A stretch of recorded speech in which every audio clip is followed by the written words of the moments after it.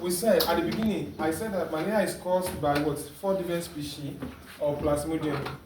Malaria is caused by 4 different species of Plasmodium.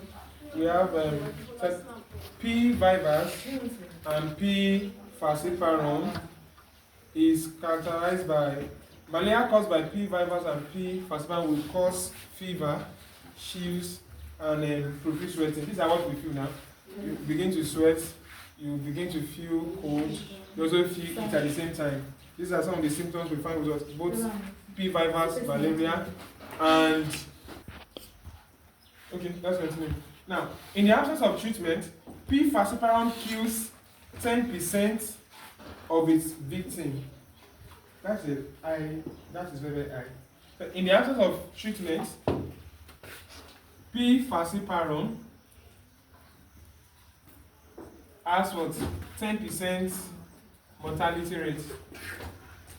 This is according to research. 10% mortality rate.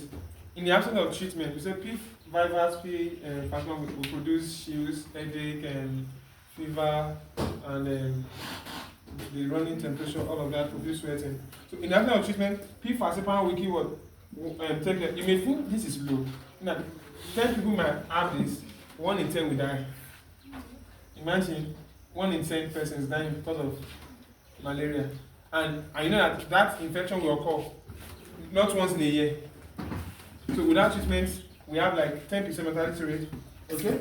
So unlike the symptoms of P. vivax that peaks every 48 hours, the symptoms of P. vivax that peak in 48 hours, symptoms of falciparum malaria occurs at irregular intervals. So some of you are probably in the morning, you are okay. In the evening, you begin to feel sick, right? You feel feverish. So we said that the erythrocytic cycle of the P. falciparum can destroy up to 60% of circulating red blood cells, resulting in profound anemia and weakness. So this one can destroy up to 60% of RBCs. What we need to normally anemia. Anemia, weakness will be part of the symptoms we find out. During the erythrocytic phase of this infection by this parasite, they can, without treatment, they can destroy up to 60% of red blood cells of that person's body. So the person will have anemia, right? The person will be weak, all right? Okay. So the hemoglobin released from these cells causes the urine to darken, giving rise to what we call black water fever. So because of the breakdown of hemoglobin, people come down what we call black water fever because their urine becomes darkened. Urine darkened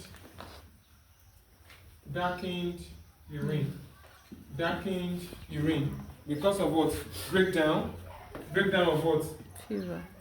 Breakdown of what? Hemoglobin. Alright? So, falciparum malaria can produce severe complications, including pulmonary edema, that is if left untreated or treated in severe cases, pulmonary edema, hypoglycemia, and toxic encephalopathy. So some people have had cerebral malaria, probably have had that encephalopathy, hypoglycemia, pulmonary edema, characterized by confusion. Now the encephalopathy, persons will be confused, there is confusion, there is coma, and there can be convulsions. And that is severe. If left untreated, so usually you need to get. So it can lead to what? Hypoglycemia. Then I mentioned the first one I said was pulmonary edema. Yeah. Pulmonary edema. Then we have encephalopathy. This is a toxic case. Toxic encephalopathy. Characterized by what? There is coma, confusion. Then the third one said there is convulsions. So some of you have heard of you that had cerebral malaria.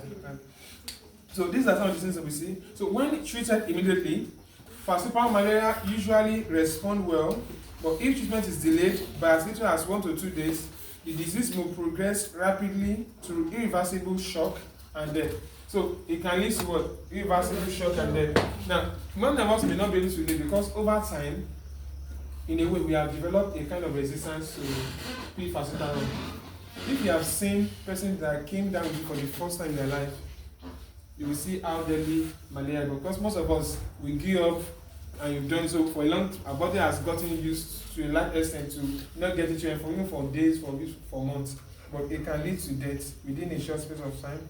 In contrast to infection with P. vivus, infection with P. falciparum does not relapse. As I said at the beginning, P. falciparum does not relapse because it does not have a dormant phase in the liver. P. vivus has that relapse because it has a dormant phase in the liver. Because P. falciparum does not form what? Hypnozoites, right? So I wrote here that principles of, so in looking at what are the principles of anti-malaria therapy? What are the principles in treatment? Principles of anti-malarial therapy. There are 3 main ones I wrote here. One is what? Treatment of an acute attack.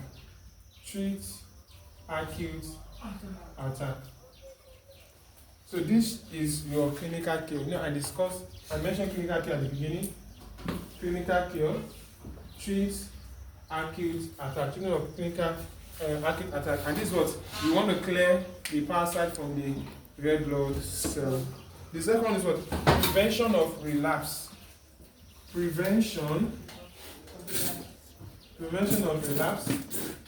And you know that this is only needed for P. vivus strain of the malaria. It's not there for the P. falciparum. We don't need to prevent, there's no relapse there. The third one, prophylaxis. At times, you want to take prophylaxis. This is what we call radical cure. No, this is radical cure. This is what we call radical cure. You want to prevent a lapse. The third one is called suppressive therapy. Suppressive therapy. These are usually the goals or principles of treatment of anti-malaria. That you want to either treat acute attack, you want to prevent relapse, or you want to prevent the anti-malarial infection, problem. All from we just want to prevent that. So it said, note, sporozoites are insensitive to available drugs. Sporozoites are insensitive to available drugs. So drugs can't prevent primary infection of the liver. I said that when you get bitten by a female anaphylaxis mosquito, sporozoites will get to the liver. We don't have a drug that will stop the sporozoites from getting to the liver, which is the primary infection. That one must happen. Do you understand? So once you get bitten and you receive sporozoites inside your bloodstream, sporozoites must migrate to the liver first. No drug we are currently will stop that migration. So from there now, how the parasite now moves. If it's first a hypnozoite, we know that's what a P. vivus malaria. If it just comes out as what merozoite, we know that's what the P. falciparum malaria. So the treatment of an acute attack is accomplished with drugs that are active against the erythrocytic forms of the malarial parasite. Yes, acute attack is about you want to clear the parasite from the blood. That's just the treatment of acute attack. So most of the drugs we know, chloroquine and the artemisinin, that's what they do. They clear it from the drug, from the blood rather. Prevention of relapse is achieved with drugs that can kill these hepatic forms of what? The P. vivus. Right? Since reinfection by mosquito bites is a virtual certainty in a malaria endemic region, radical cure is postponed until departure from this area region. I hope you understand that. Radical cure, prevention of relapse. When do you need it? You need this if you know that in that area you have strains of what? P. vivus. Do you get now? You have strains of what? P. vivus there. So drugs like primaquine are what we need to effect radical cure. And we're saying that if you are in a place where malaria is endemic, So it's not a question of if, it's a question of when and how frequent you get bitten by malaria, by the mosquito. So it may not really make sense to do this one when you are in that location. Once you are moving out of that area, this one can work because you might not come in contact with what the malaria and the parasite for a long time. Okay? Prophylaxis now. This measure is needed by people that are anticipating traveling to an area where malaria is endemic. Let's say you're coming from Europe or North America, you're coming to Nigeria or Africa. You get when you know that there, you don't probably mosquitoes are not your concern, but here it is a major concern. So once you know you are coming to Nigeria, probably now, maybe you located to the UK 10 years ago, you want to come and greet your family in Nigeria, you are supposed to do what? Prophylaxis. Because there, you don't have that problem. In Nigeria, you come back to, we have that problem. So you can do prophylaxis ahead of your arrival in Nigeria. So since drugs cannot prevent primary infection of the liver, they can prevent infection of red blood cells and accompanying symptoms. Do you understand that? There is no drug that once a mosquito bites you, the spores must move to the liver. Do you get it? Yes. That one, we don't have the drug for that one. So whatever is happening after that, we can stop. The goal is that after the parasite must now move from what? From the liver to come and infect the red blood cells. So we have drugs that can stop that invasion of red blood cells. We also have drugs that can now clear the parasites once they've invaded the liver. But there are no drugs that can stop them from what? Invading the liver in the first place. Alright, so now non-drug measures can also help greatly to prevent invasion. Non-drug measures, probably you avoid, you wear long clothes, avoid dark clothes, right? Maybe use mosquito repellent, mosquito net, and I think it's something like maybe mosquitoes, they prefer to suck blood of children than adults. And that's what I think they tend to have that. So that is for that. So after this, what we're supposed to talk about is now, we'll now talk about the major drugs or drug classes that we're now going to use to do this. I think we'll do that in the next class that we have. We'll stop here.